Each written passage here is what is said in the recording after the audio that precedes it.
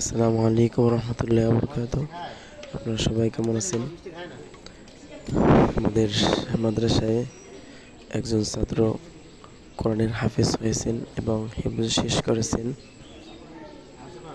এর জন্য সকল কোরআনের পাখিদেরকে মিষ্টি বিতরণ করতেছেন এবং সে যেন আগামীতে ভালো ইয়াদাওয়ালা হাফেজ হতে পারে, আমলদের হাফেজ হতে পারে। আমরা সকলে তার জন্য দোয়া করব এবং এখানে যারা এসেছে তারা সকলে ইলম শিখতে এসেছে। আগামীতে এখানে যারা আমাদের ওস্তাদরা মিষ্টি বিতরণ করতেছে এদের জন্য দোয়া করবেন যেন আগামীতে এই সকল ওস্তাদরা সঠিক ইলম শিখাতে পারে এবং যে সকল ছাত্ররা এখানে এসেছে তারাও যেন সঠিক ইলম শিখতে পারে।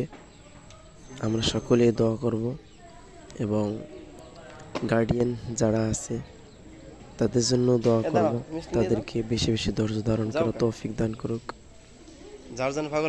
এখানে যারা এসেছে তারা সকলে ইলম শিখতে এসেছে।